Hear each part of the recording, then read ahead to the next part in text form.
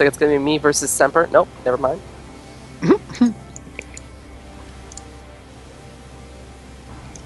Who's this guy? Oh my god, why? Putas. Those are private lobbies, please. Yes. Alright. That bug. Declares ready. We can confirm he is in fact ready. And the game's starting up in 8 seconds. Here we go, TVP for the ages. Woo! Yep. So Kaboosh, tell us why you do or don't like this map for Terran. I think in TVP it's a really good map. In TPZ I like to throw in the occasional mech build, and Storm hosts are really good here, so I don't like to play on it. Yeah. Alright, spawning in the top position. Tell us who it is, Redkeekee. In the top position, in the yellow trunks, spawning as the yellow Terran, it's Semper! Yeah, not even gonna try to combat that. Who's spawning in the bottom position? And in the bottom position, in the red trucks, playing for IDGI Gaming, it is HuShang! Very nice. What a fearsome introduction.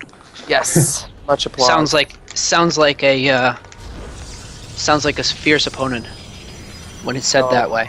The one thing I'm curious is how much will HuShang scout for the Proxy 2 gate this game? I'm sure that he will not scout for the proxy in-base barracks. No Protoss ever has before. New meta. So, I also think that proxy in-base barracks against Protoss are difficult to execute, in my experience. But but Maru makes it look so easy. Does he? alright. Yeah, man, see him proxy stork? It was crazy. That was a while ago, though. Nothing crazy coming out. I think TVP is definitely a very calm, tempered matchup at the start. Gonna It have is a pretty Reaper figured opening. Yeah, we Yeah, are going to see Reaper opening from Semper. which means he might suspect HuShang of, skullduggery. Yeah, I think it's interesting that he's choosing not to SCV scout. Against Protoss, I typically send a 14 scout out, but he's going to send it out on 15. I guess it's pretty much the same. The only thing that you find yourself less prepared for is something like a proxy gate.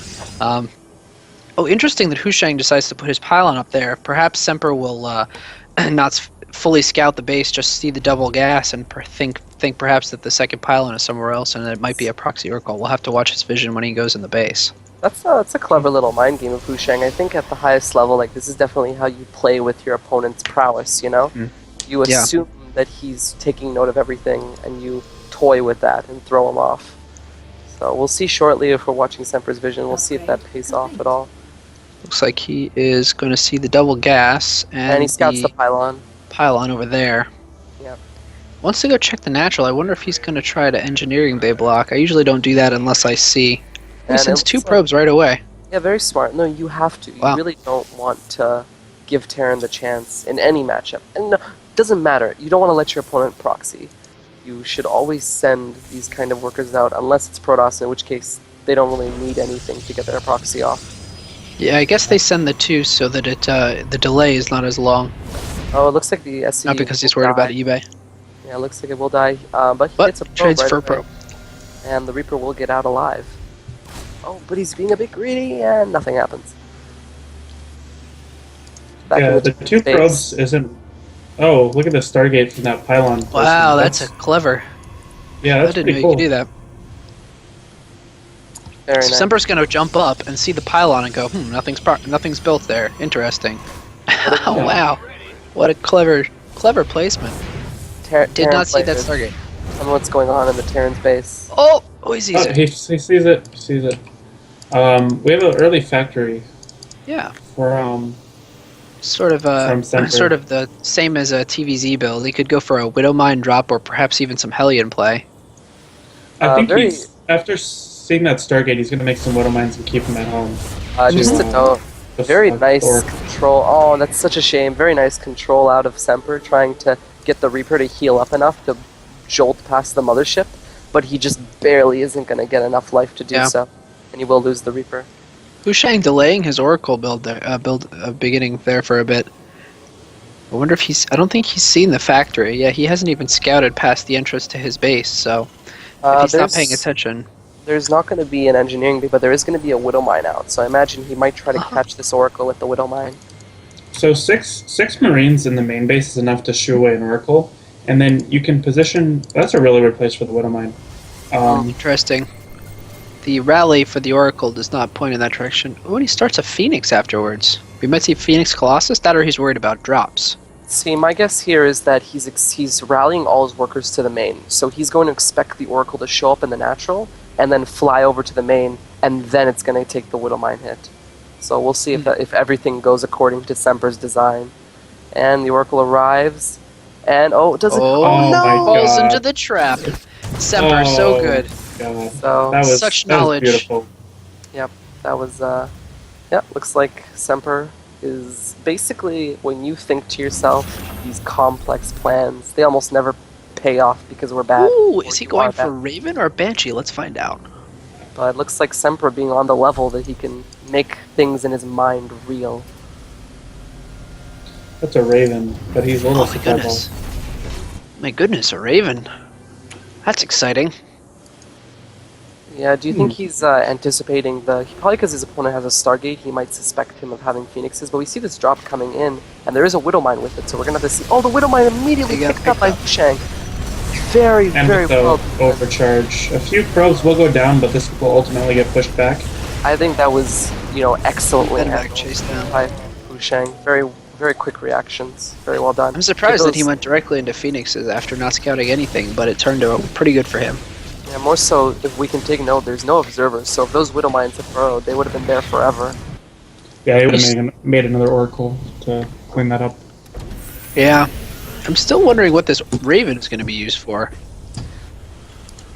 Maybe he's going to go for like a Raven tank push if he swaps his factory to that open tech lab? Or is he going to move the barracks that he just finished there? Looks probably like the barracks. Over. The tech lab is the reactor is being built for medivacs.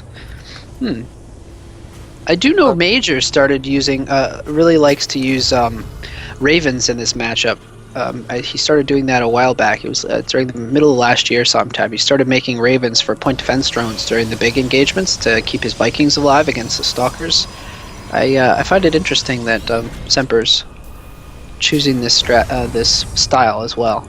And the Raven is obviously, most effective against Protoss in these situations because Protoss tend to have the fewest units, so the PDD is going to have the most value, as will the Hunter-Seeker missile.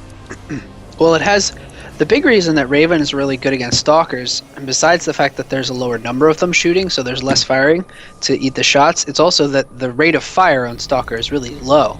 They take a long time between each shot, and the blocking of the point defense drone doesn't care about the power of the shot, only the frequency. So it does a really good job at shutting down Stalker fire. Yeah. So now we're seeing this bioplay pick up.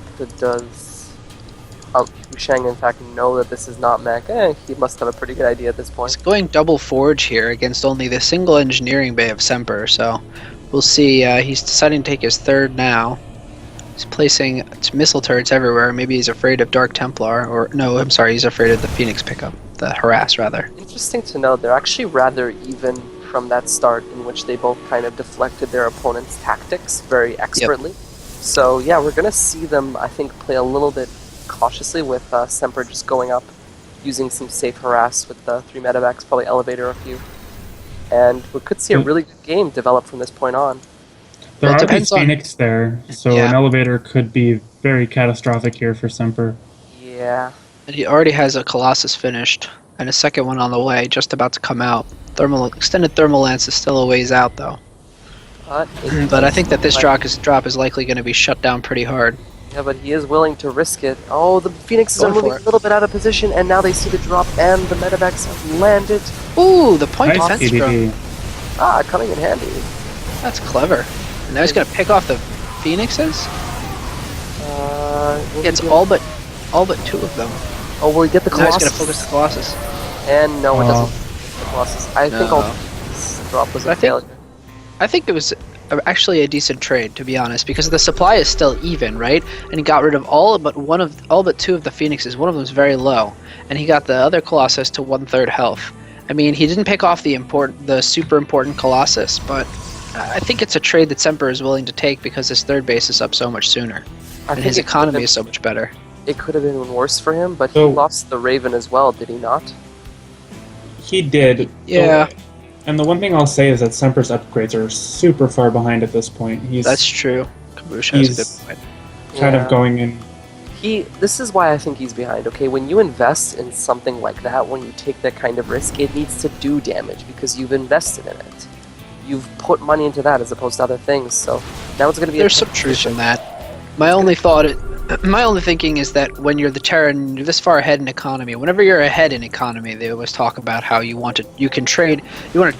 You don't necessarily need to trade efficiently. You just want to continue trading to press your economic advantage, force your opponent to trade. So throwing away a little more in order to trade your economic advantage, I think is okay here. Either way, I'd say it's probably pretty even right now. I don't know. I'm favoring HuShang's position pretty well at this point. I agree that HuShang definitely took a better engagement there, but Semper's macro is just insane. He's like, after that trade, he's up 25 supply right now after being even after losing that drop. Yeah, it looks like the one thing we've overlooked, or I've overlooked, is the border around Semper, which is not true because he only has a black border right now. Marine's getting home, Widowmine getting a position probably to stop a fourth going down at the gold. He's making 4 Vikings at a time, and he's starting his +2.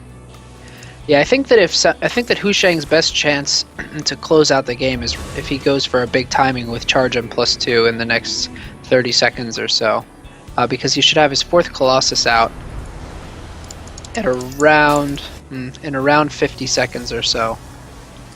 And that'll be while Semper is still on 1-1. One thing I think it might be important to note is Semper might have an economic edge, but he might not necessarily know that he's in a good position because of his sheer macro, so I doubt we're going to see an SCV pull for a while. Because he's got to the third base and he saw the amount of probes saturating it, so I would say he has a pretty good idea of how much of an economic advantage he is in. Wow, yeah, I wish it would be nice if I could talk.